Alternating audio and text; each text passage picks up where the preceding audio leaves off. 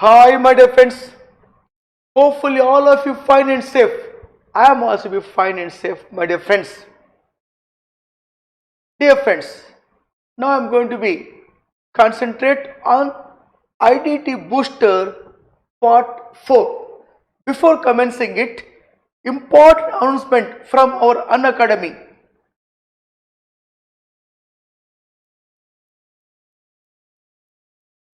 CA Iconic Program, a flagship program for CA final aspirants. Under that, live monitoring platform LMP, doubt solving sessions, one to one doubt solving sessions, evaluated test series are available. Printed books also be providing from Unacademy top educators, SS Academy educators. Printed books are going to provide to you people under this particular iconic subscription. Discord community building platform where you have these all plus benefits: live class, weekly test, study materials, unlimited access, structured courses, one-to-one doubt solving. Iconic program has been launched now, my dear friends, where you have the benefit in the following manner: give your exam preparation an extra edge with our new live monitoring platform LMP. Experience personalized learners like never before with our seasoned doubt solvers. Discuss your doubts, clarify your concepts, and enhance your exam preparation with just a click. Get your live queries solved on daily basis from top subject matter experts. Further, evaluated test series also be launched. Give your exam preparation an extra edge with our latest addition in Iconic subscription. Iconic subscription Group 1, Group 2, or as a combo, as you like manner. You can subscribe by using my code RAFILIVE. You will get 10% flat discount from your existing subscription. Dear friends, we too have CA final indirect tax classes with me, special classes. Watch my next special classes for free. New feature alerts like raise a hand, voice chat like a telephonic conversation, ask your doubts through screenshot, text, and voice chat, test your knowledge through live quizzes and polls. Unacademy, ask a doubt at any time from anywhere. Feature available here, my dear friends, in Iconic. Plus subscription. Also you have the benefits. You can get the books soft copy but not the printed book in the subscription, plus subscription. Dear friends, furthermore, if you refer the plus subscription, you can avail to look ahead for your prospects. Iconic subscription more features than the plus subscription. If you already subscribe for plus subscription, you can upgrade it to Iconic subscription also to have more benefits. You can subscribe 3 months, 6 months, 12 months, 24 months, 36 months. Depends upon requirement. While subscribing, please use my referral code. Use code RAFILIVE to get flat 10% discount, my dear friends. Combo subscription Group 1, Group 2 also you can subscribe. Iconic subscription also you can have it, where using my referral code you will get 10% flat discount from the existing subscription. With this, now I am presenting, my dear friends, the important part IDT Booster Part 4, namely for your coming exam of December 2021 CA final paper number 8, indirect tax laws, are as follows. So my dear friends, referring to you now, interest under the GST, interest and delay payment of GST, 18% interest per annum from the due date till the date of payment. In case of misuse of input tax credit, interest rate is 24% per annum from the due date. In the case where delay refund, in that case 6% interest per annum, where pre-deposit you paid while going for appeal, department withhold the pre-deposit tax portion and you won the case in the court of law, then the pre-deposit will be refunded to you from the day one of the pre-deposit at the rate of 6% per annum interest thereon. In case other cases delay of refund, after expiry of 60 days from the date of receipt of my application, the department will pay the interest rate of 6% per annum from 61 day. In case where I paid the tax subsequently, when asked for refund, which is not required to pay, department not providing, then I went for appeal to appeal authority for the want of my tax earlier paid as a refund. Court directed to refund to me.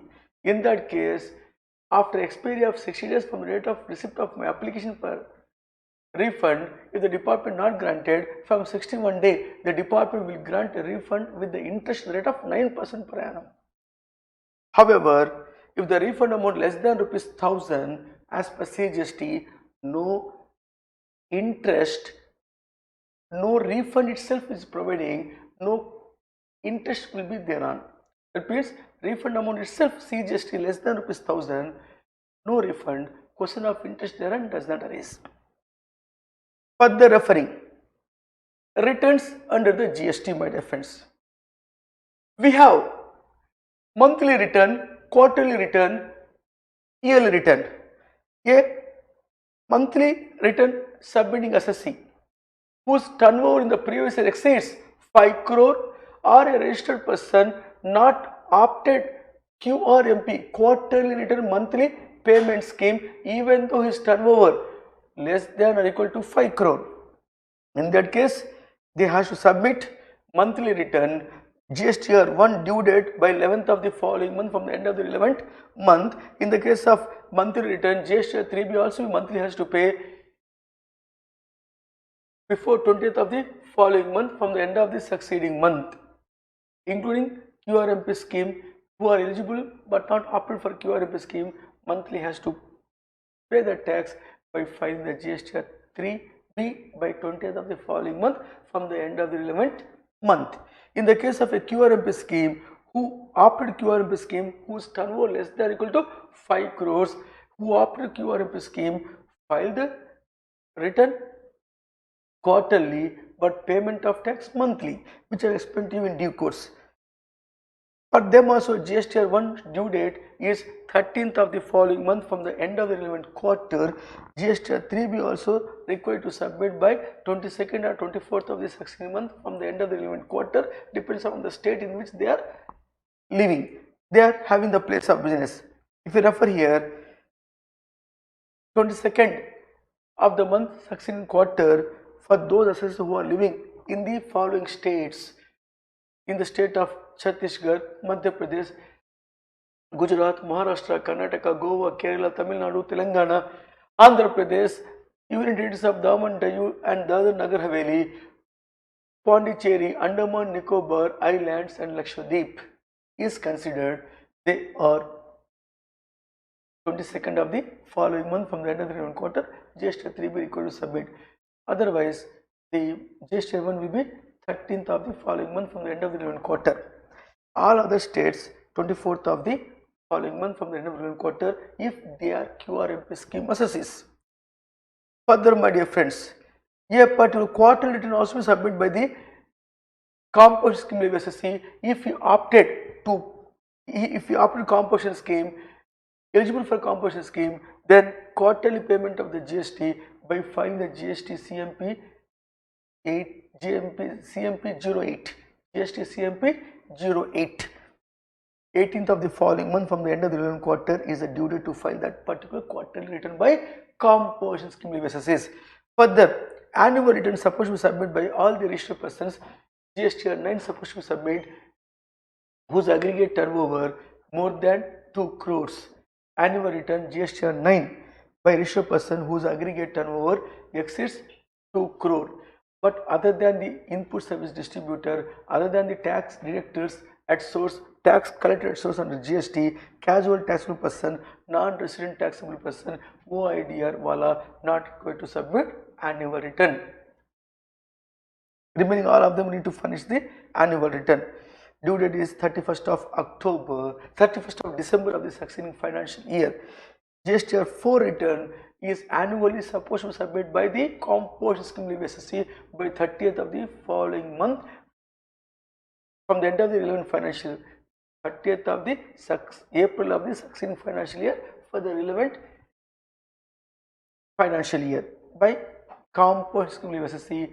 GSTR 4 annually should submit the return. Further, my dear friends,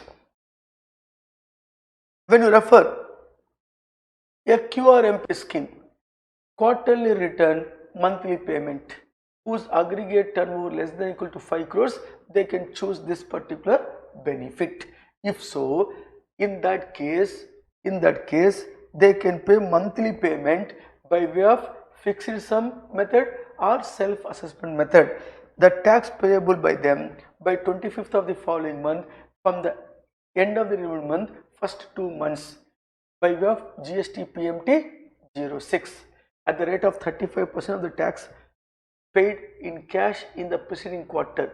If they paid monthly, previous month 100% tax should be paid in the current quarter, first 2 installments, 25th of the following month in the quarter, first 2 months of the quarter, 100% of the tax paid in the previous quarter, previous tax period, monthly basis, that you have to pay by 25th of the following month for the first 2 months of the quarter. Anyhow, for the last month of the quarter, you are going to file the GST 3B return by the time you pay the balance amount.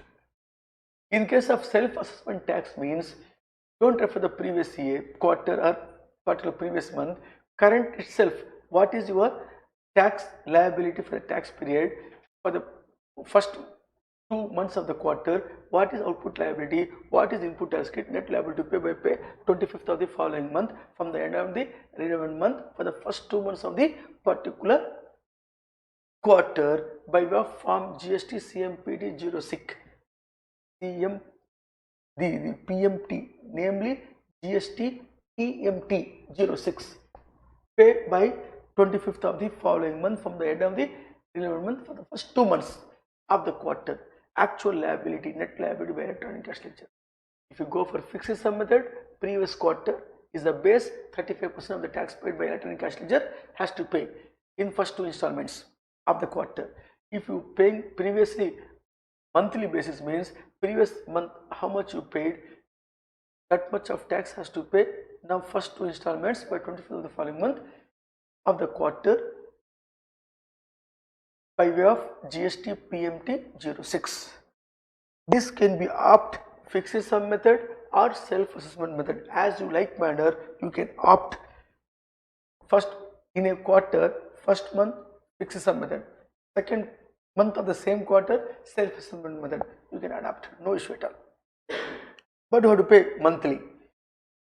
File the return quarterly. GST 1 quarterly, 13th of the following month from the end of the quarter.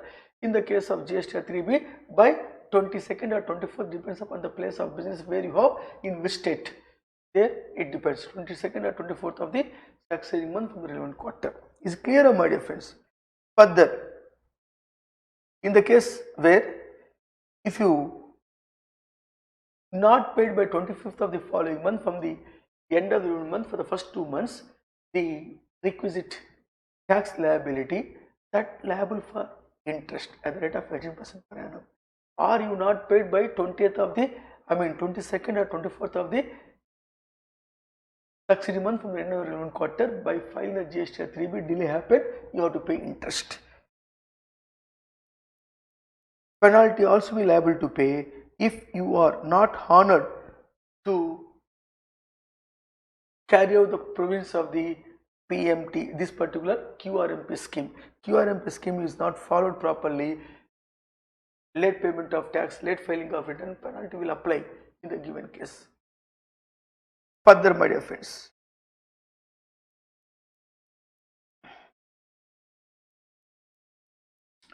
when you submit the return, my dear sir, you can submit the returns by showing the GST 1 supplied to B2B transaction, intrastate or interstate. Invoice wise details should be shown. B2C transaction, intrastate, consolidated invoice can be shown in the GST 1 return. If B2C transaction, interstate supply where the value exceeds 2.5 lakh, invoice wise details. Otherwise, interstate supply, B2C transaction, consolidated tax invoice can be shown total invoices value in one particular GST 1 return consolidated value where the invoice is not exceeding 2.5 lakhs, interstate supply, B2C transactions. Further, my dear friends, when you refer the offences and penalties, we too have section 122 where offences covered under section 122(1) where the penalty is 100% of the tax or the ITC availed or 10,000, whichever is higher.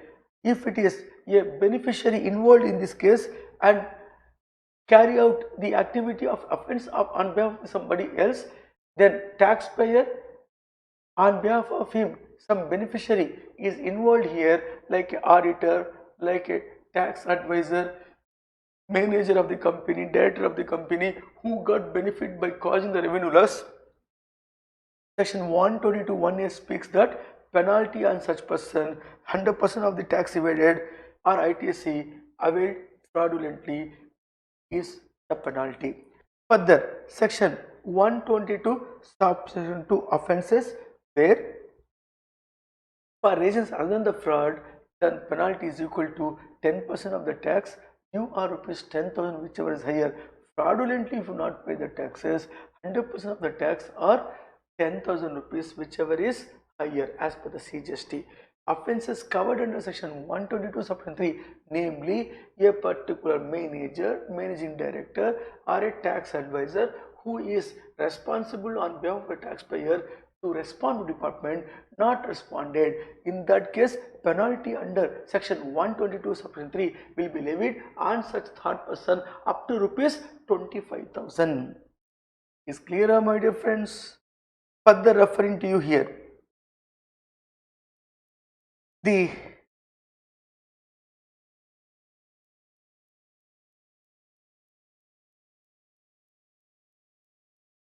section 123 penalty for failure to furnish information written.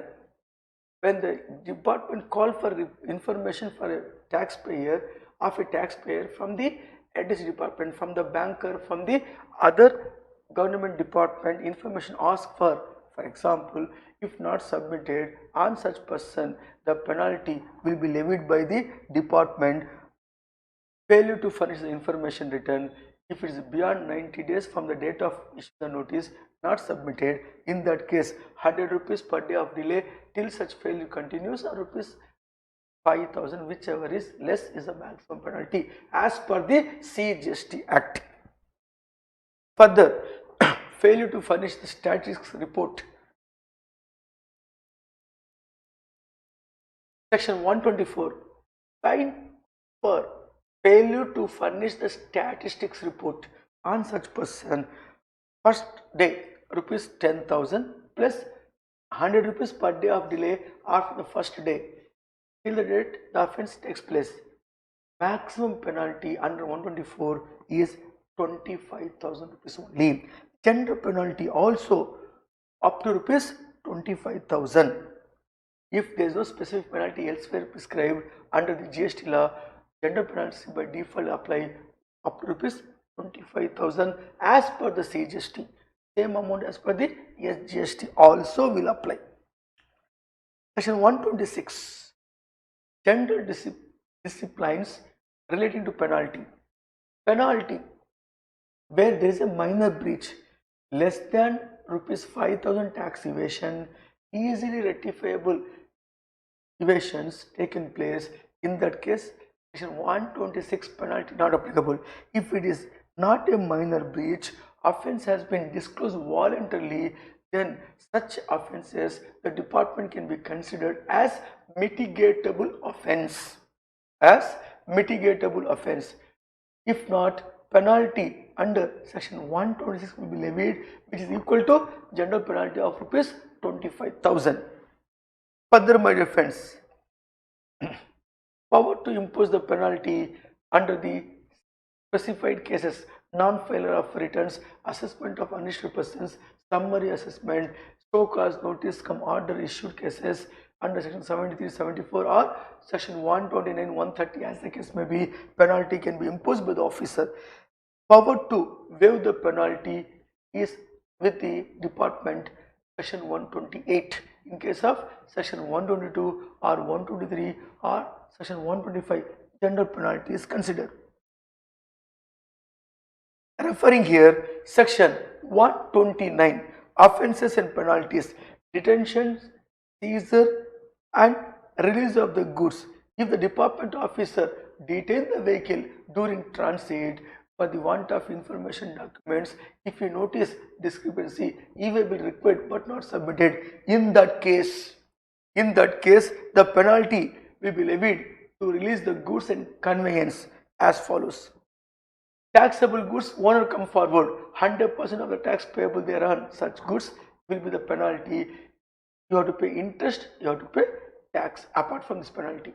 If when owner does not come forward for taxable goods, 50% of the value of the goods less reduced tax amount paid thereon will be the maximum penalty under section 129. If exempted goods are considered, discrepancy has been noticed by department officer during transit. When the owner comes forward, 2% of the value of the goods are rupees 25,000, whichever is less is the penalty to release the goods. When the owner does not come forward, 5% of the value of exempt goods are rupees 25,000, whichever is less is the penalty to be paid to the department in lieu of seizure. Further, my dear friends, section 130 we have confiscation of the goods or conveyance. Confiscation of the goods or conveyance and levy of penalty as per the following manner. If you look here, my dear, confiscation means the ownership of the goods will be shifted from the owner of the goods to the department. In that case, a fine in lieu of confiscation on the owner of the goods, maximum fine market value of the goods less tax chargeable thereon, minimum fine not less than the fine imposable under section 129. Fine on the owner of the conveyance equal to the tax amount payable thereon to release the conveyance, has to pay by that particular person on whom the fine was imposed within 3 months from the date of order. If not, the goods or conveyance will be liable for auction to sell by the department to realize their payments. Further, my dear friends, offences which are cognizable, non-bailable, where the tax evasion more than 500 lakhs taken place for the following offences: supply of goods without supply of invoices, supply of services without supply of invoices, or supply of invoices where without supply of goods or services, or availing the input tax credit fraudulently, or collect the tax but not pay to department for a period more than 3 months from the due date. In all these cases, tax evasion more than 500 lakh, in that case, cognizable offence, non-bailable offence. In all other cases, the offences are bailable, namely non-cognizable offences. If it is offences which has been proved in the court of law, what is the punishment? If more than 100 lakhs of tax evasion but less than or equal to 500 lakhs, up to 1 year imprisonment if the offence has been proved. with the fine. If more than 200 lakhs but less than equal to 500 lakhs, up to 3 years fine. Mean 3 years imprisonment with the fine. If more than 500 lakhs, tax evasion, imprisonment up to 5 years with the fine. Such offence is called cognizable non-bailable. Remaining all offences are bailable. Once the offence has been proved in the court of law, the person got convicted, question of bail doesn't arise, you have to go for imprisonment. If amount of tax less than or equal to 100 lakhs, in that case, generally there won't be any imprisonment unless the offence specified under clause F falsifies the information, tampers the information, or the obstruct the duties of the officer. In that case, irrespective of the value of the tax portion, minimum imprisonment will be there up to 6 months with the fine or without the fine. Further, if the offence has been committed second time subsequently, irrespective of the quantum of the tax liability, maximum fine up to 5 years can be imposed. If there is want of arrest, the prior permission from the Department of the Commissioner is warranted to arrest a person. Further, my dear friends, referring here section 138, compounding of offence. What do you mean this? Compromise between the department and the assessee. Compounding of offence, nothing but compromising between the department and the assessee. Applicant should make an application for the want of compounding of offence by using the form GST CPD 01 to compounding authority is Commissioner of Central Tax.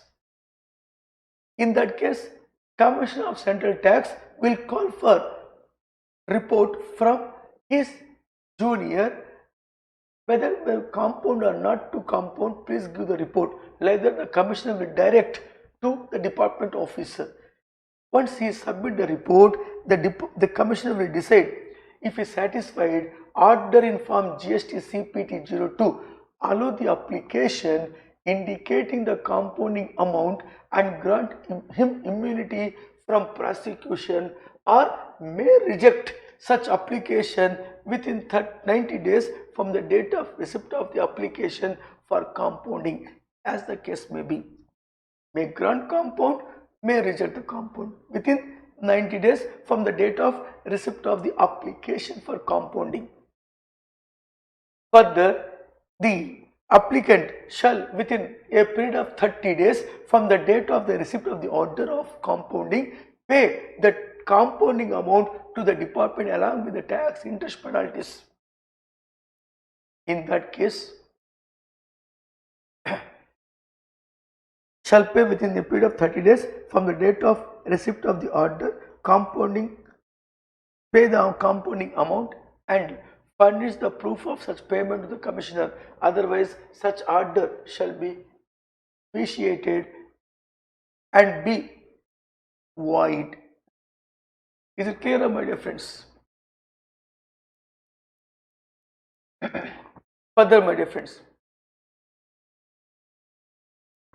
once the immunity granted to a person based on the malified evidences, in that case, that compounding, the immunity granted by the Commissioner by compounding will be withdrawn any time by the Commissioner. Further, my dear friends, the maximum and minimum compounding amount, the minimum of compounding of offence where the amount is equal to 10,000 rupees or 50% of the tax involved, whichever is higher. Maximum amount is 30,000 rupees or 150% of the tax involved, whichever is higher is the maximum amount. The compounding amount should be the minimum and maximum amount limit only, within that limit. The following cases in general compounding not takes place: making supply without issue of invoices, or issue of invoices without delivery of the goods or supply of services, collect the tax but not pay to department for a period more than 3 months, or in contravention of the provisions availing the input tax credit. These are all cases in general compounding of offence not allowed. Second time, subsequent time compounding not allowed. Once you got convicted in the court, then after that compounding is not allowed. Further, my dear friends, reduced penalty concept also we have under the CGST Act. A case where other than the fraud, then you paid the tax and interest before issuance of show cause notice under 73, or you paid the tax interest within 30 days from the date of receipt of the show cause notice under section 73, then penalty is equal to nil. But this cannot be applied where you collect the tax but not paid for a period more than 30 days. Tax collected but not paid for a period more than 30 days from the due date. In that case, you have to pay a penalty rupees 10,000 or 10% of the tax, whichever is higher, even though that amount of tax and interest you paid within 30 days from the date of issue of notice under 73. But here penalty should be paid because you collect the tax which is not paid for a period more than 30 days from the date of due date. In that case, you have to pay penalty. That penalty cannot be reduced even you paid the tax interest within 30 days from the date of notice under section 73. In case of 74, fraudulently not paid cases, in case of tax not paid by you acting fraudulently, in that case the penalty can be imposed maximum 100% of the tax or rupees 10,000, whichever is higher is the maximum penalty. That can be reduced to 15%. If you pay the tax interest and penalty 15% of the maximum penalty prior to the issuance of show cause notice. From the date of show cause notice within 30 days, if you pay tax, interest and penalty, which is 25% of the maximum penalty, is the reduced penalty. If you pay the tax and interest along with the penalty within 30 days from the date of receipt of the order in original under section 74, in that case penalty is equal to 50% of the maximum penalty. Otherwise, maximum penalty is 100% of the tax or rupees 10,000, whichever is higher. Further referring, my dear friends, further referring here, late fee also we have penalty. Late fee in filing the return, 100 rupees for every day of failure or rupees 5,000, whichever is lower. Maximum penalty rupees 5,000 as per the CGST, same amount as per the SGST. Late fee for delay filing of annual return, rupees 100 for every day of delay or 0.25% of the turnover of the registered person in state, whichever is lower, is a maximum penalty as per the CGST for delay in filing of annual return, same as per the SGST also. With regard to accounts and records are considered, you have to maintain the records, preserve the books of accounts for a period of 6 years from the end of the relevant financial year for a period of 6 years, namely 72 months from the due date of filing the annual return for the relevant financial year. For the financial year 2021, due date of filing the annual return 31st December 2021. From the date 6 years you have to preserve the books of accounts, retention of the books of accounts under the GST. If there is a dispute where the matter went to the court decide the case, from the date of decision further 1 year should have to be maintained the books of accounts, preserve the books of accounts. And we have here audit under section 35(5), which is applicable for your coming exam of December 2021 only. Thereafter this section 35(5) is not there for application. Section 35(5), where you being a practicing CA, CMA can carry out the audit where the turnover exceeds the 5 crores. 9C is required from CA. Otherwise, self-certification is required. And this 35(5) is not applicable even from the earlier period also. If there is a government institution for which C&AG audit applicable, 35(5) is not applicable. Is clear, my dear friends? Furthermore, referring here, the concept of assessment under the GST. We have self-assessment, provisional assessment, assessment of non-filers of return, assessment of unregistered persons, summary assessment, ex parte assessment. Self-assessment, you are aware of that. Whatever we liable to pay, we quantify by ourselves and file the return by making the payment of the GST. Provisional assessment, where we are able to find the assessable value of the particular goods.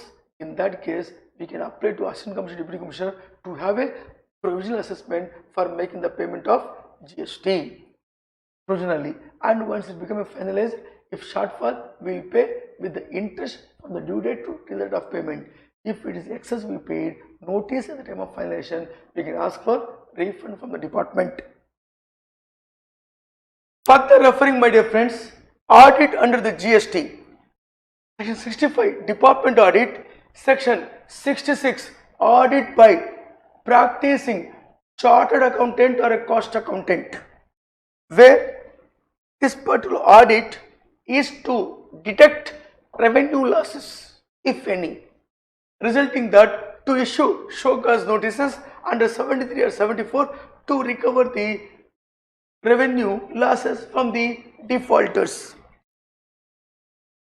Further, my dear friends, when we talk about refund, yes, we have here refund application form GST RFT 01 to make application for refund.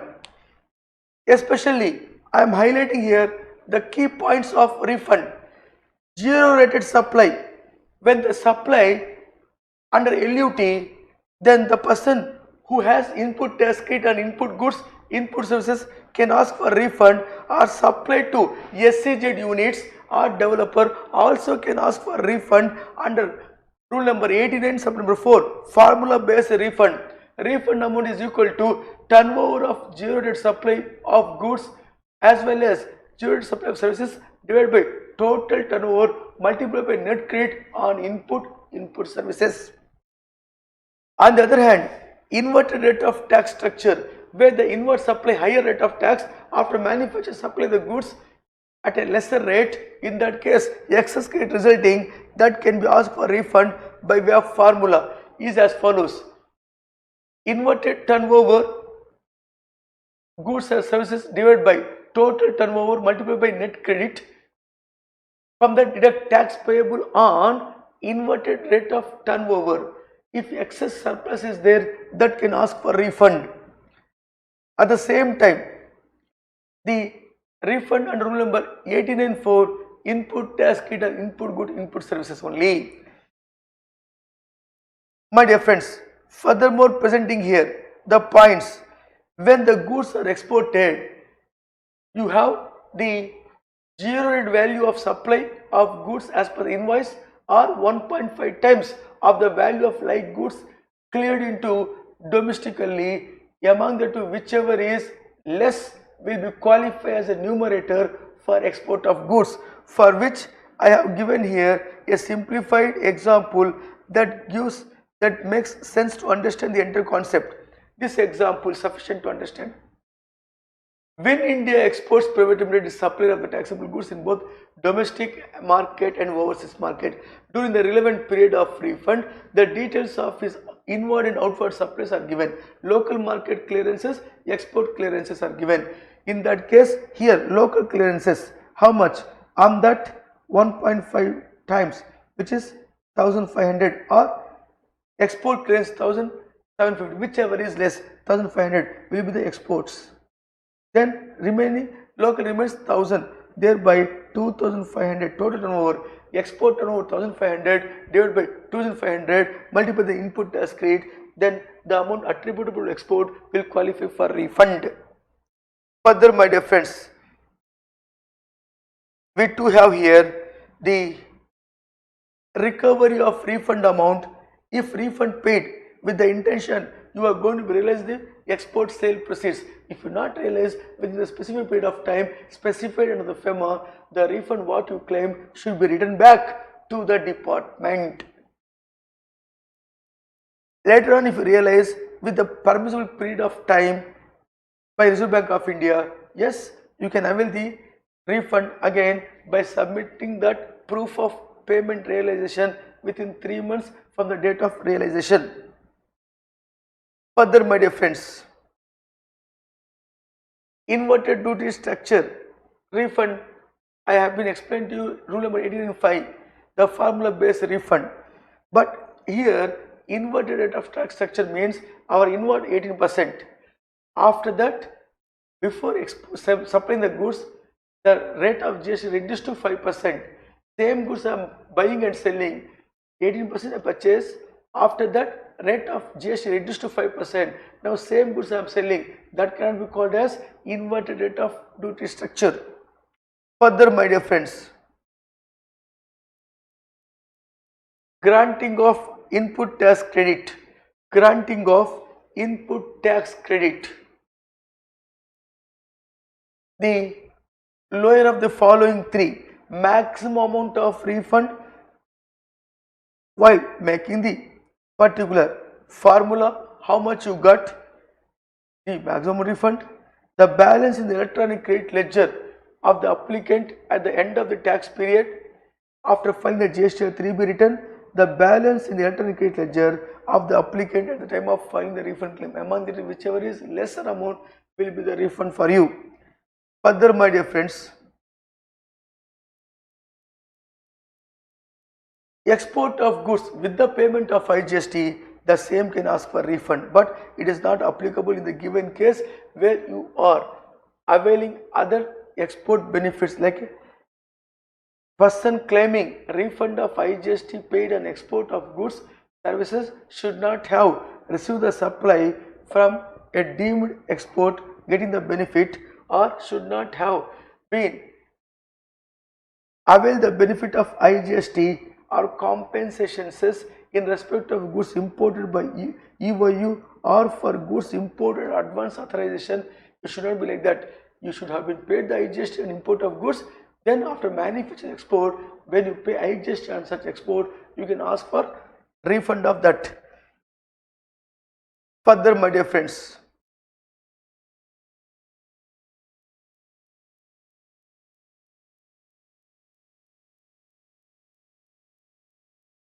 referring here deemed export concept, when you are being a supplier to holder of the EPCG or advance authorization export world unit status, we call them deemed exporter. If to them supply the goods, the supplier called deemed exporter. Deemed exporter can claim the benefit of IGST or CGST SGST provided the recipient stated that he is not availing the input tax credit or not availing the refund. In that case, deemed exporter can claim the benefit. Either one can get the benefit of deemed export, as the deemed exporter or the buyer of that particular deemed export supplies can claim refund. Further, my dear friends, refund to a casual taxable person, non-resident taxable person also be allowed, provided such a refund wanted to claim by them, they should have been filed the return as per section 39 properly in time. Further, my dear friends, then international bodies, United Nations, embassies also can claim refund if the concerned head authorizes that particular inward supplies for the authorized purpose. That means you supply the goods or services to approved international organizations in India is taxable. If they provide the service, only exempted. If you provide to them is taxable, that can ask by them as refund by holding UIN number, unique identification numbers. Further, my dear friends, refund to international tourists who paid the IGST while departing from India can claim refund. Like that, the canteen store department also can claim refund of their supply to unit run canteen where exempted their inward supply of the IGST or CGST 50% can claim as their refund. Refund to retail shops located in international airport or port as a duty free shops when they procure the goods by payment of GST, when they sell to foreign going or the international tourists, to them they sold the goods against foreign currency at international airport in India, not liable to pay GST. Their inward supply on which they paid the GST, they can ask for refund. Duty free shops can ask for refund of the inward supply on which GST paid by them. Further, cases for which refund of GST not allowed: export by payment of export duty, or if refund of ITC shall not be allowed if the supplier of the goods or services or both avails drawbacks or input tax credit benefits, duty drawback like that, then the input tax credit cannot be asked for refund. Further, my dear friends, tax deducted at source, section 51 of the CGST, when we will apply means if contract value of taxable supply more than 2.5 lakh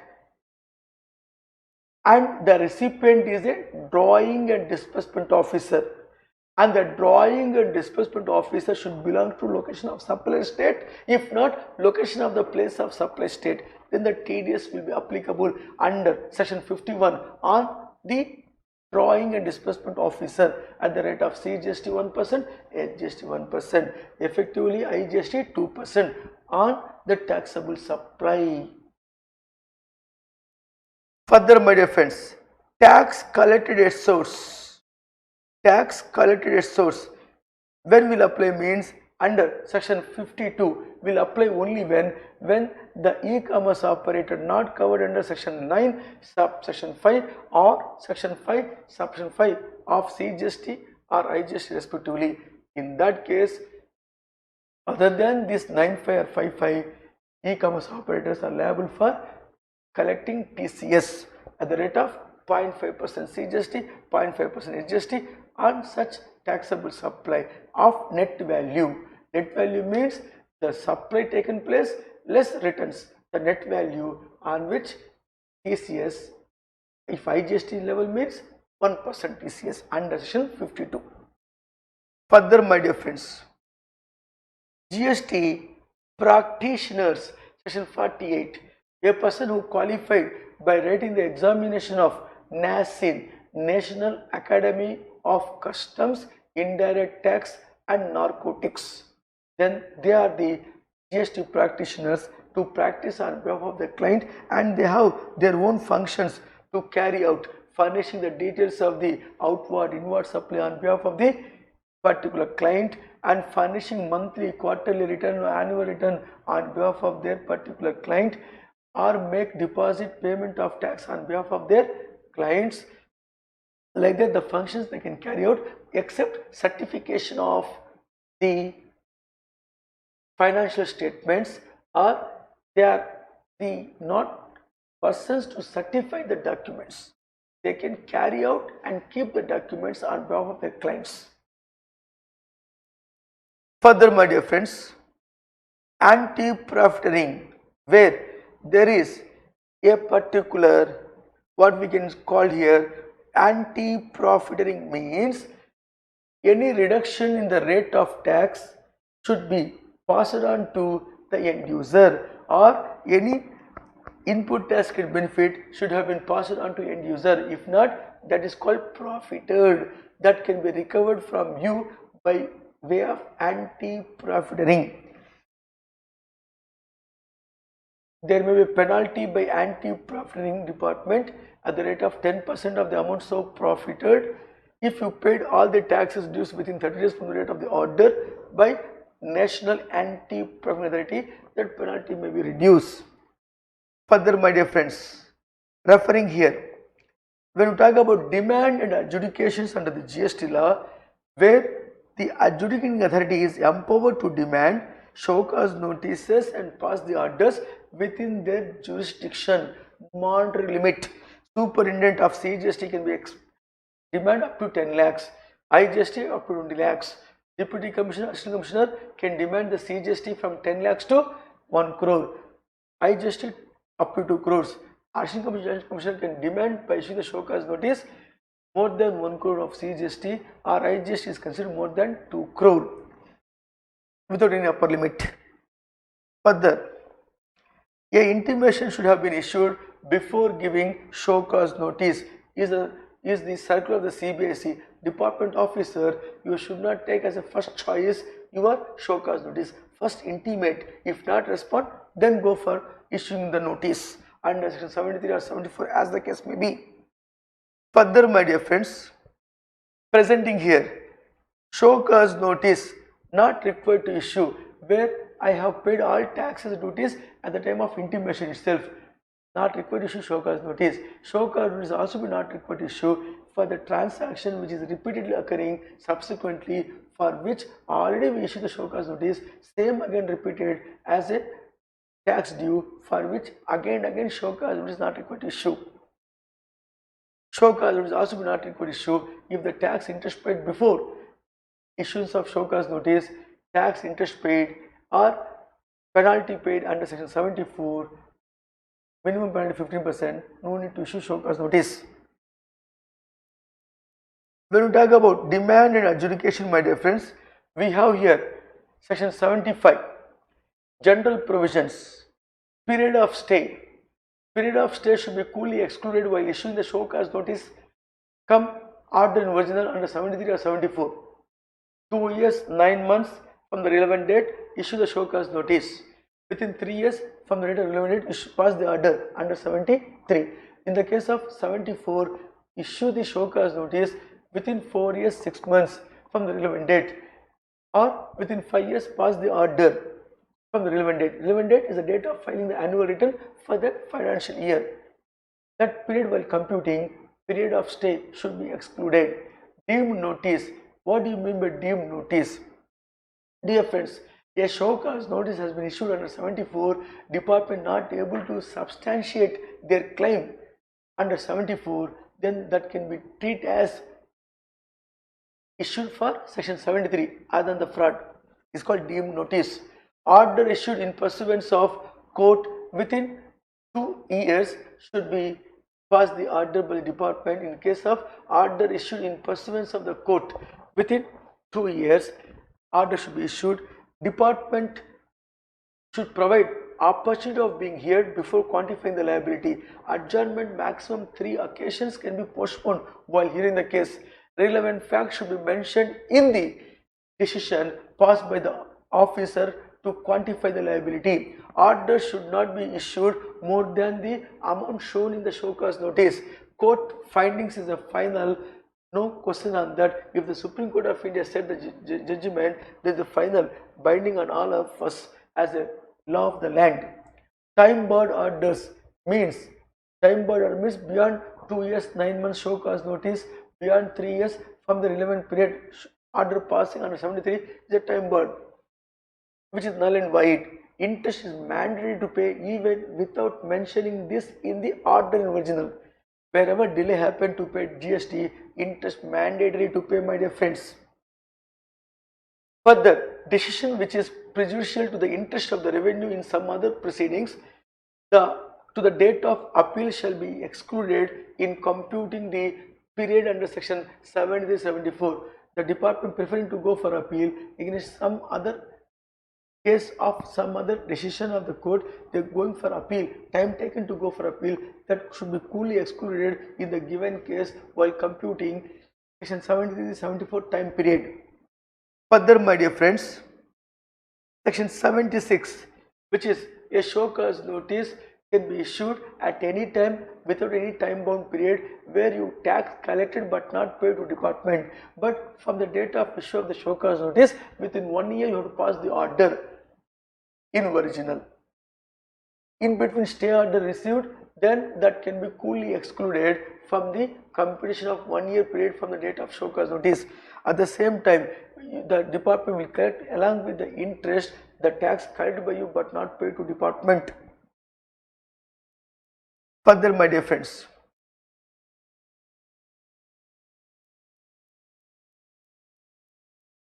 referring here, section 79, recovery of tax from a person including a distinct person.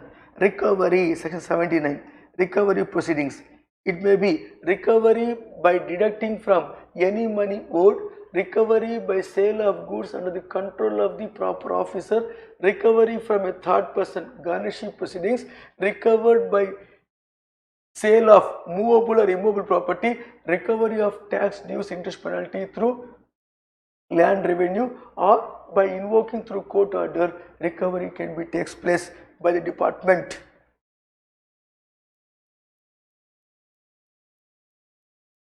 While recovery, there may be a facility to grant 24 monthly installments. Equal installments also can be granted. Section 80 of the CGST speaks that recovery amount can be recovered over a period of 24 equal monthly installments, but such a monthly equal installments cannot be granted. The entire due amount is rupees 25,000. Further, my dear friends, referring here, liability to pay in certain cases where the business has been transferred, transfer or liable to pay till the transfer takes place. After that, transfer is liable to pay. The liability department, agent and principal, individually, jointly, severally liable to pay the tax liabilities. In the case of merger, before merger, the amalgamating companies should pay the liability. After merger, amalgamated company should make the payment of liability department. Liquidation, company liable to pay. In case of private company, directors of the company are liable to pay jointly and severally if the company are unable to pay. Further, in the case of a partnership firm, all the partners are liable to pay, including retiring partner. If the retiring partner informed his retirement to the department within 1 month from the date of retirement, then his liability is restricted to the date of retirement. Otherwise, till the date of intimation, the liability of the partnership firm will be liability of the retired partner also, if not intimated within 1 month to the commissioner by the firm or retiring partner, as the case may be. Further, like that, in the case of guardianship or trust, both the guardian trustee or minor are liable to pay. In the case of court award, is court award liable to pay. In the case of death of a taxpayer, legal heirs has to pay. If legal heirs is discontinuing the business, the net worth of the business only equal to the liability of the legal heirs to pay the taxes. Likewise, HUF, firm, LLP or the AOP is considered, the members or the partners are liable to pay the tax to department. In the case of bankruptcy code is involved, namely corporate debtors, where the insolvency resolution professionals has been appointed, insolvency and bankruptcy code is involved cases, corporate debtors are considered. The insolvency, this particular insolvency takes place before insolvency taken place till the date of insolvency. The liability of the particular corporate debtor is to be paid by the interim resolution professionals or resolution professionals. They are liable to pay to department on behalf of the corporate debtor the liability to the department. Further, my dear friends, when we talk about appeals under the GST, my dear, we have appeal to Joint Commissioner Appeals, appeals to Commissioner Appeals, where the orders of superintendent, assistant commissioner, deputy commissioner can be appealed to Joint Commissioner Appeals. Orders against the Joint Commissioner or assistant commissioner can be appealed to the Commissioner Appeals. In that case, there is a pre-deposit concept. 10% of the tax disputed amount will be the pre-deposit. Here, maximum of CGST, HGST is 25 crore each, where the revision authority is revising the orders of the junior officers. Aggrieved person can go for appeal directly to tribunal, or orders against the Joint Commissioner Appeals or Commissioner Appeals, one can go to the tribunal by pre-depositing 20% of the tax dispute amount as a pre-deposit, where the maximum amount is 50 crores of CGST, 50 crores of SGST, at the IGST level 100 crores the maximum pre-deposit.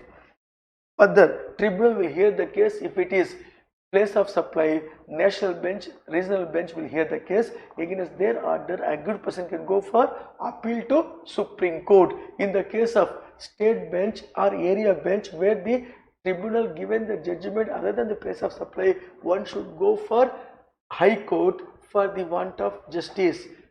from High Court to Supreme Court is the route, my dear friends, in the case of appeals under the GST. Finally, we reach to advance ruling, the last chapter under the GST. Dear friends, if the dispute related to classification, applicability of the notification, determination of time and value of supply, admissibility of the input tax credit, admissibility of input tax credit, determination of the tax liability, whether applicant is required to be registered or not, whether any particular thing done by the applicant amount to supply or not, these matters are fresh, not appealed elsewhere, not given judgment elsewhere, can go for appeal to authority for advance ruling. The orders of the authority for advance ruling can be challenged further. Appellate authority for advance ruling, the ruling is given by authority for advance ruling, is binding on the applicant and the department. We should not go for appeal to authority for advance ruling the matter relating to place of supply. Is clear, my dear friends? With this, the GST portion is concluded. Now I am going to take up the customs and FTP just like that by presenting diagrammatic presentation in front of you. Yes, my dear friends, now referring to the customs, the core area, import of goods valuation. As per the customs valuation, determination of value of imported goods rules 2007 as amended till the Finance Act 2020, which is applicable for December 2021 examination. Transaction value, rule number 3, is the value at which you arrive the value by referring to rule number 10, cost of services. Rule number 10 speaks that FOB value of the exporter followed by rule number 10(1) expenditure we add, you will get FOB value of the customs, add to the rule number 10(2) expenditure which are going to be arrive here as a CIF value. All our imports will be measured at CIF value. All our imports are measured at CIF value. My dear friends, rule number 10(1), 10(2) expenditure pre-shipment nature. Post-shipment expenditure should not be added in the value of imported goods unless it is a precondition for import. Further, my dear friends, when we talk about the deductive value here, if you refer here, you have a deductive value approach. Rule number 7, you cannot just like the jump from rule number 3 to rule number 7. First rule number 3, if not rule number 4, transaction value of identical goods. Whose identical goods? The exporter country identical goods will be the base if the rule number 3 not applicable. If exporter country exporter identical goods not available, in that case some other manufacturer of that particular exporter country manufacturing identical goods, that will be the base. If that is also not available, then you refer the rule number 5. Sir, identical goods are available, sir, different quantities, sir, at different prices, sir. Then in that case, quantity what you imported, nearest quantity of import, among that quantities, lowest price is the base. Similarly, similar goods. Rule number 5.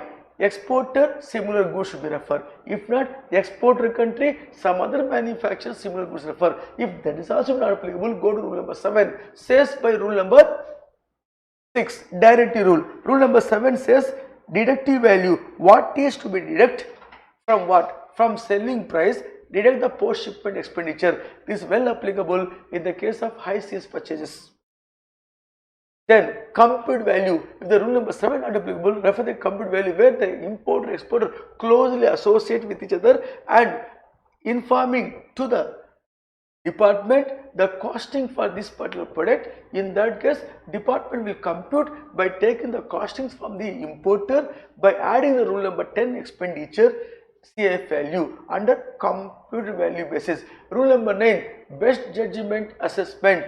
namely residual method. If rule number 3 to rule number 8 not applicable, rule number 9 will apply, where the rule number 9 says that the department will use its best of knowledge and arrive the value by applying the best judgment assessment. You bound to pay the tax, namely duty thereon. If you have any objection, pay the duty, go for appeal, which is called as duty paid under protest. Got the clarity, my dear friends? Is a valuation rules for value of imported goods. Further, we too have here, dear friends, the import export procedure, which has its own importance, my dear friends, presenting in front of you. Import or export procedure.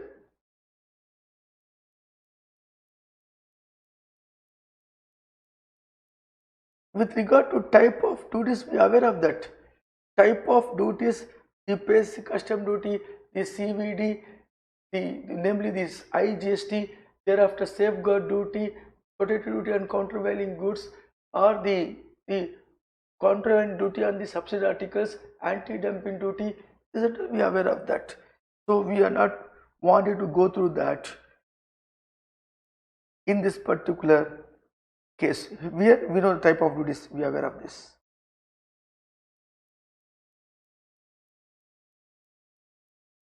Referring here, important area, import export procedure under the customs, which is core area.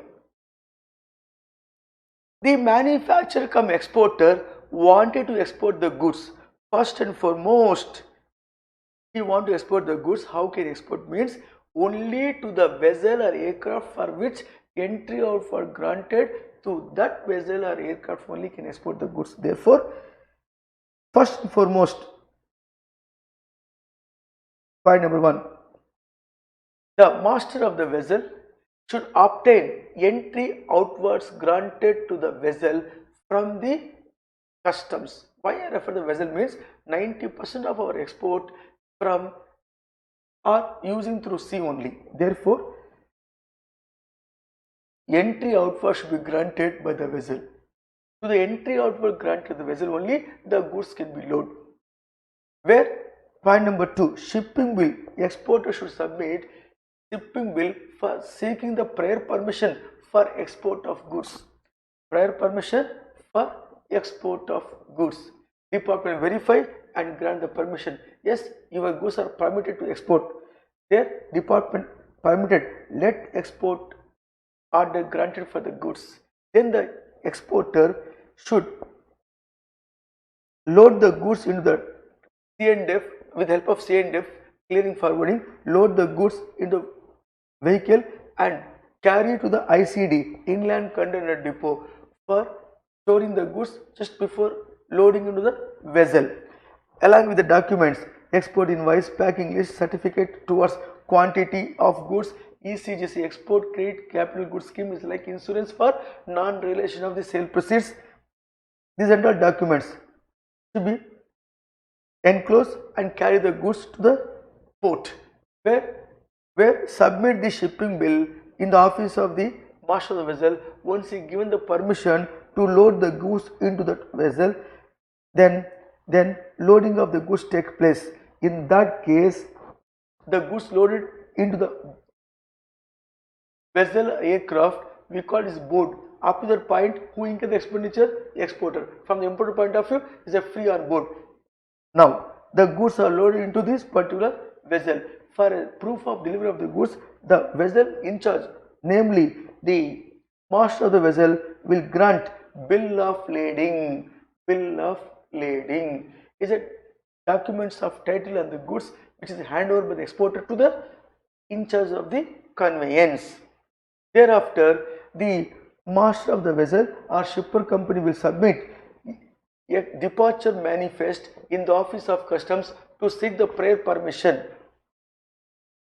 for departuring. Once the goods has been loaded into the vessel and submit the departure manifest, Department of Customs will verify all the goods for which they given the permission only loaded in the vessel or not. Once the Department of Customs satisfied that, they granting let export order to the vessel Then after obtaining that, the master of the vessel is competent to move that vessel from Indian port towards the destination.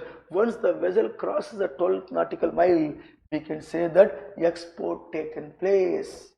The exporter can ask for duty drawback. Assume a scenario, the entire process taken place outside India, the goods coming to India, then import procedure will start here, my dear sir. Import procedure will start here.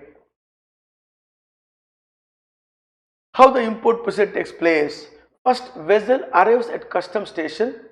Master of the vessel should have been submit arrival manifest. Grant of entry invoice to the vessel should take place. Unloading of the goods taken place step by step. Importer should submit the bill of entry or the importer should submit or file bill of entry to claim the ownership on the imported goods. Further, the goods should be assessed for duty paid, then goods can be cleared for home consumption or duty can be deferred by warehousing that imported goods, as the case may be, my dear friends. It is what in nutshell import area. Further, I am referring here the key points of the customs. When you want to claim duty drawback under section 74, duty paid imported goods export as such. Import for business purpose or not? You have to decide. Yes sir, import for business purpose sir. In that case, have you exported after use, without use? After use exported sir. Then the period of usage depends upon the period of usage. The duty drawback percent will be allowed. If it is after use, you export back. If it is before use, you export it back. Within 2 years from the date of payment of import duty, the duty paid on imported goods, 98% will be claimed as duty drawback under section 74. 98% of the duty paid on imported goods can be claimed duty drawback.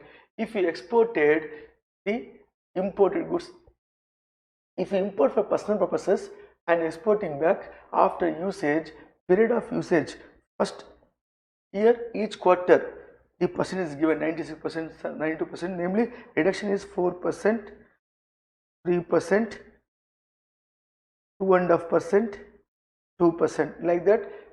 Each quarter in the first 4 quarters of the first year, second year, third year, fourth year is given for rate of payment of import duty. If the goods are exported back as such after importation for personal purposes immediately, then 98% of duty paid on imported goods can be claimed duty drawback. 75 duty drawback, where minimum is 1%, maximum 33%. Where you export the goods, which is not imported as such. In that case, duty drawback can be claimed on export, provided you should not have been availed any export incentives. Under duty drawback section 75, you can claim minimum is 1% on the FOB, maximum 33% on the FOB. Is clear, my dear friends? Further, my dear friends, referring to here the concept of baggage duty, duty on baggage. When you are coming to India, being Indian origin other than Nepal, Bhutan, Myanmar, in that case, excluding infant, up to rupees 50,000 of the goods can be imported without payment of duty. If you are tourist of foreign origin other than Nepal, Bhutan, Myanmar, excluding infant, 15,000 general free allowance. If you are coming from Nepal, Bhutan, Myanmar, other than the infant and including this particular foreign tourist, as the case may be, by air, up to rupees 15,000 duty free allowance. Indian passengers who has been residing abroad for a period more than 1 year coming to India for the gold jewelry to a gentleman, 20 grams or rupees 50,000, whichever is less. For lady passenger, 40 grams of jewelry or value cap of 1 lakh, whichever is less, generally allowed to bring into India without payment of GST.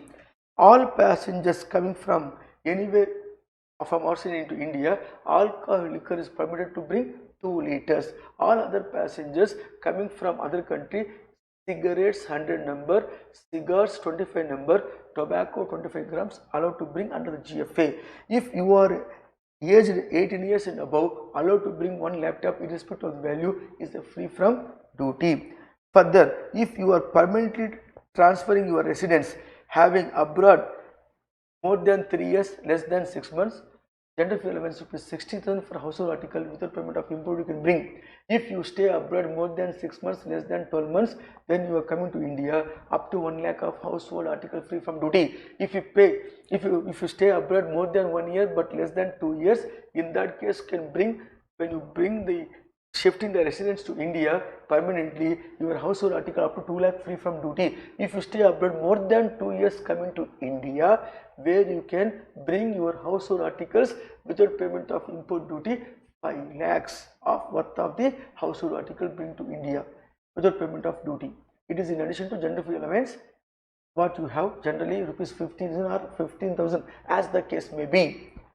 Further, my dear friends, now presenting in front of you, the main core area here is called as the foreign trade policy, where we have duty exemption scheme. Under that scheme, we have two schemes. One is called as advance authorization scheme, other one is duty free import authorization scheme. In the case of the advance authorization scheme, you are allowed to import the goods without payment of BCD, IGST, any duty. Ensure that import the goods within 12 months from the date of authorization without payment of duty, and manufacture in India, export that goods within 18 months from the date of authorization with the value addition of 15%.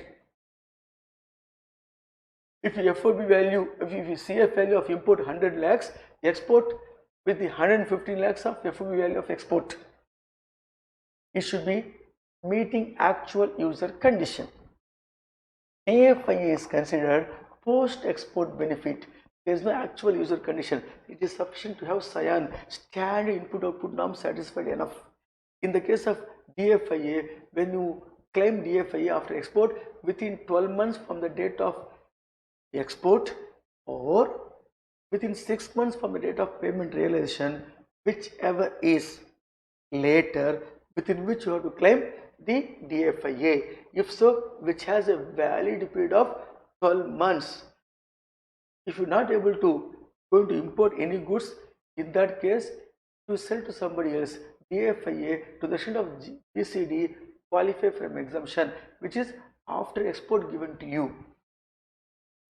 Is clear, my dear friends?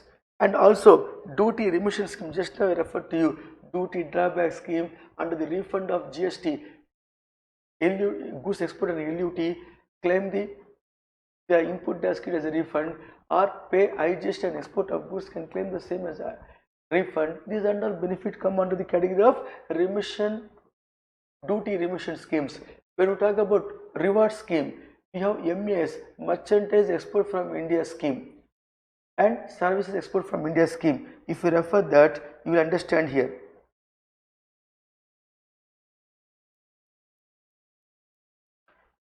This particular MEIS.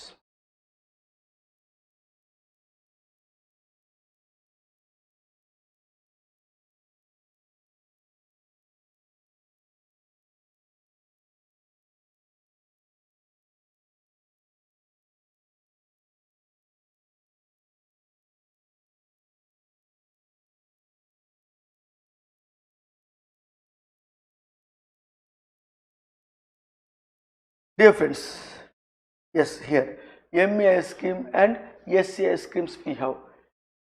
The MEIS scheme now is replaced as a refund, remission of duties and taxes on exported goods scheme to cover wider range of goods under this category in replacement of MEIS. SCIS is considered export of services from India scheme. For whom it is given means SCIS is scheme is given you being an exporter of services having the IE code and perform being individual sole proprietor, your net foreign exchange earnings more than or equal to $10,000. In the case of other than the individual sole proprietor, your foreign exchange earnings net in the previous year more than or equal to $15,000, then you can claim the benefit of SCIS. Further, my dear friends, you too have here the status holder scheme. Status holder scheme means the exporter star exporter houses, 1 star to 5 star export house. If you have $3 million and above exports for the past 2 years plus current year, $25 million and above 2 star, $100 million and above 3 star, $500 million and above 4 star, $2,000 million and above is 5 star export house.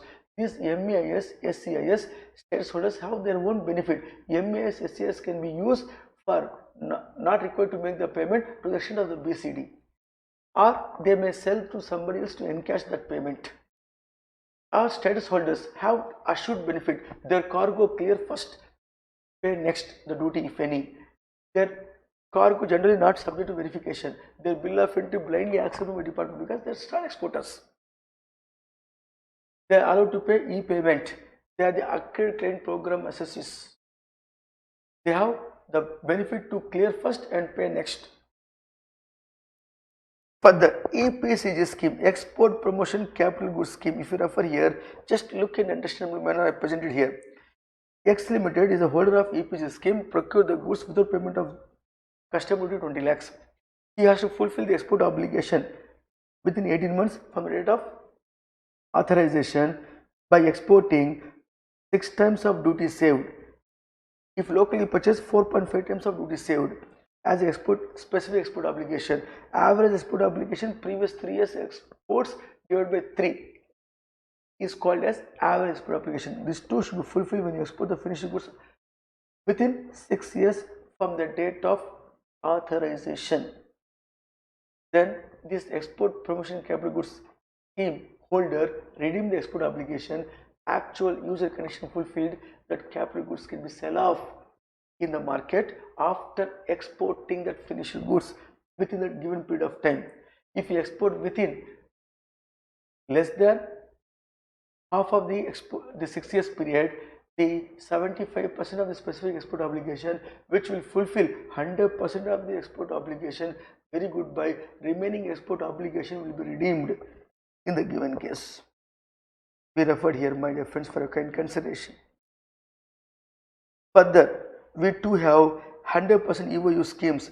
They are permitted to import the goods without payment of duty and export after manufacturing without payment of duty. Locally, if they purchase the goods by payment of GST, that they can ask for refund also, provided the deemed exporter not claiming refund. Further, deemed export benefits also we have here. Deemed export benefits.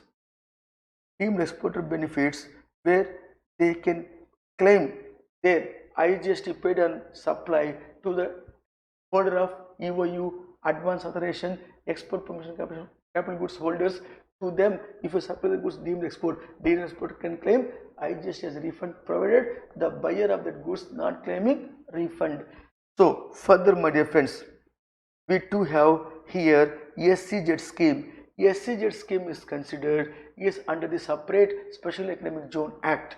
It is treated as separate island within the territory of India. Supply to SEZ export, supply from SEZ import. Gather clarity? And SEZ holders are eligible to claim MEIS, SCIS benefits. Thereby they can sell to somebody else and encash the payment for that. Is a helping hand as a encouragement to our SEZ units developers to have more export from India to outside India. Thereby we are going to be wind up our show. A minus B greater than 0. A is our export, B is our import, is one of the important main objective of the foreign trade policy. Is clear, my dear friends? At this point of time, my dear friends, within the available period of time, with the given period of time, to the maximum extent, I try to cover the entire syllabus of indirect taxes, my dear friends. So, can you take this as a revision for your examination? If you say yes, I feel very happy and ensure that you will get highest marks in indirect taxes. But this class of mine is only a revision just before the examination, couple of days before, or for revision, repetition revision. You won't have time to read much more information. In that case, you already read the information, you know something, for which you have to have bullet points to be recapitulated, for which this IDT booster for CA final paper number 8 indirect tax laws for the December 2021 is absolutely perfectly fit classes. 4 parts I considered the entire GST to cover, my dear friends. At this point of time, I am concluding IDT booster applicable for CA final paper number 8 indirect tax laws for your forthcoming exam of December 2021. Thank you, my dear friends. All the best to one and all to have highest scoring in GST and customs FTP as a whole in indirect tax laws paper. Thank you, my dear friends. All the best to you for your exams. Thank you.